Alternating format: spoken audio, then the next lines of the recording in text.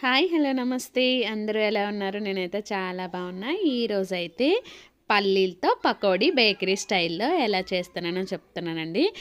School నుండి వచ్చే పిల్లలకి కానీ, ఆఫీస్ నుండి డ్యూటీస్ నుండి వచ్చే హస్బెండ్స్ కానీ, ఎవరైనా కానీ రాగానే చాయ్ ఇచ్చే ముందు కొంచెంగా ఇచ్చామంటే చాలా క్రిస్పీగా, చాలా టేస్టీగా కూడా ఉంటాయి. ఇంకా హెల్దీ కూడా, వేరుశెనగ పలుకులు కాబట్టి. ఇంకా రెసిపీ అయితే ఎలా చేయాలో చెప్తున్నాను. నేనైతే 2 కప్పుల వేరుశెనగ పలుకులను అయితే తీసుకున్నాను. ఒక కడాయి అయితే తీసుకొని అందులో ఈ వేరుశెనగ పలుకులను వేసుకొని లైట్గా కొంచెంగా ఫ్రై చేసుకోవాలి. ఎందుకంటే ఇది ఆయిల్లో ఫ్రై అవుతుంది కాబట్టి. మరి ఆయిల్లో ఫ్రై అవుతుంది కదా, మరి ఎందుకు వేయించుకోవడం అనుకోవచ్చు. ఇలా వేయించి పట్టిస్తే చాలా అంటే చాలా క్రిస్పీగా టేస్టీగా వస్తాయి అన్నమాట. అందుకోసమని లైట్గా చాలా కొంచెం కలర్ మారేటట్టు కొంచెంగా వేయించుకోవాలి. కలుపుతూ ఉండాలన్నమాట, అన్నీ ఈక్వల్గా ఫ్రై అయ్యేలాగా. లేదంటే కిందవి మాడిపోతాయి, పైన అలాగే ఉండిపోతాయి. కాబట్టి లో ఫ్లేమ్లోనే తక్కువ మంటలో పెట్టి ఇలా కొంచెంగా వేయించుకొని కొంచెం చల్లారనివ్వాలి.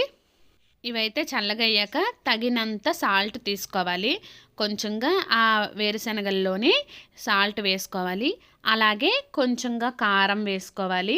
మీరు వీలైతే బేకరీ స్టైల్లో కావాలి అనుకుంటే కొంచెం ఫుడ్ కలర్ అయితే కలుపుకోవచ్చు. నేను ఏ కలర్ యూస్ చేయట్లేదు, నార్మల్గానే చేస్తున్నాను. నేను కలర్కి బదులుగా పసుపు అయితే యూస్ చేస్తున్నాను. కొంచెం పసుపు, అలాగే ధనియాల పొడి కొంచెంగా తీసుకోవాలి. ఇంకా కొంచెం జీలకర్ర పొడి వేసుకొని మొత్తంగా కలుపుకోవాలి. తర్వాత అయితే నేను ఈ వేరుశెనగ పలుకులకి 2 బౌల్ల శనగపిండి తీసుకుంటున్నాను. అలాగే కొంచెం ఒక 3-4 స్పూన్స్ బియ్యపిండిని కూడా తీసుకుంటున్నాను. మొత్తంగా శనగపిండితో చేయొచ్చు, కాకపోతే బియ్యపిండి తీసుకుంటే ఆయిల్ పీల్చదు. అలాగే ఆ పకోడీ అనేది కొంచెం క్రిస్పీగా ఉంటుంది. ఆ వేసుకుంటే ఆ టేస్ట్ వేరేగా ఉంటుంది అన్నమాట. కొంచెం ఈ ఓన్లీ శనగపిండి అయితే సాఫ్ట్గా అయిపోతుంది.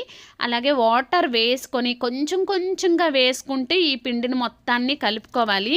మనం ఆ స్ట్రక్చర్ మనకు తెలిసిపోతుంది కదా ఎలా వస్తుంది అనేది. కొంచెం ఆ పలుకులకి అంటుతున్నట్టు ఉండాలి. ఇలా కొంచెంగా వాటర్ వేసుకోవాలి. మీకు పిండి సరిపోలేదు అనుకుంటే కొంచెం శనగపిండి తీసుకొని వేసుకోవచ్చు. మరి బియ్యపిండిని అయితే మరి యూస్ చేయకూడదు, లేదంటే కొంచెం గట్టిగా వచ్చేస్తాయి బియ్యపిండి ఎక్కువైతే. అది కొంచెం క్రిస్పీ రావడం కోసమే ఒక 3-4 స్పూన్లు వేసుకోవాలి. మిగిలింది శనగపిండితోనే చేసుకోవాలి. ఇలా కొంచెం తడి లేకపోతే కొంచెం వాటర్ వేసుకుంటూ ఇలా కలుపుకోవాలి. తర్వాత అయితే ఒక 5 నిమిషాలు అలా సైడ్ పెట్టి ఇంకా కడాయిలో ఆయిల్ అయితే తీసుకొని వేడయ్యాక ఒక్కొక్కటిగా వేసుకోవాలి. ఒక్కొక్కటి రాదు అవసరం లేదు. ఇలా వేసుకున్నప్పుడు 3-4 వచ్చాక ఫ్రై అయ్యాక కూడా అవి విడిపోతుంటాయి అన్నమాట. మనం చేతితో నలిపితే చాలు విడిపోతాయి.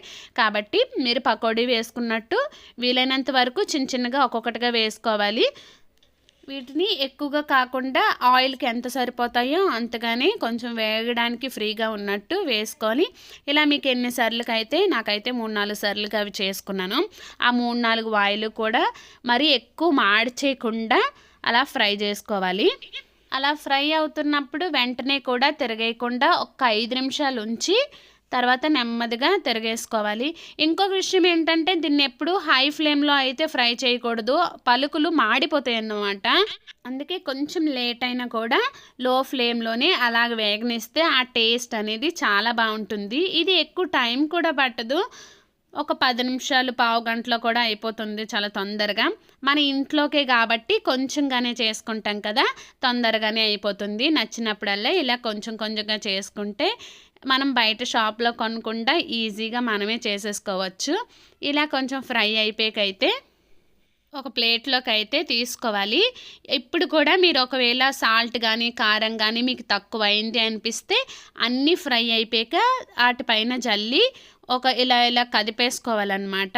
నేనైతే ఇలాగే ఉంచకుండా ఒక 5-6 పచ్చిమిరపకాయల్ని చిన్నగా కట్ చేసుకొని కడిగి తుడిచేసాను అనమాట. లేదంటే ఆయిల్లో చిట్పట్టమంటాయి కదా, పేలుతాయి అనేసి తుడిచి ఇలా కొంచెం ఫ్రై అయ్యాక అదేవిధంగా కరివేపాకును కూడా కడిగేసి తుడిచేసి ఉంచుకొని 2 ఫ్రై అయ్యాకైతే అందులో వేసుకుంటే చాలా బాగుంటుంది. కరివేపాకు ఎక్కువ వేసుకుంటే ఇంకా బాగుంటుంది. ఆ స్మెల్ కూడా బాగుంటుంది కదా. ఫ్రై అయిన కరివేపాకు కూడా పిల్లలు ఇష్టంగా తింటారు. ఈ కరివేపాకు అనేది చాలా మంచిది కూడా, ఏ విధంగా తీసుకున్నా సరే. అందుకే ఇలాంటప్పుడే కొంచెం కరివేపాకు ఎక్కువ వేసేసుకోవాలి. పిల్లలు తింటూ ఉంటారు ఇలా ఫ్రై అయిందైతే.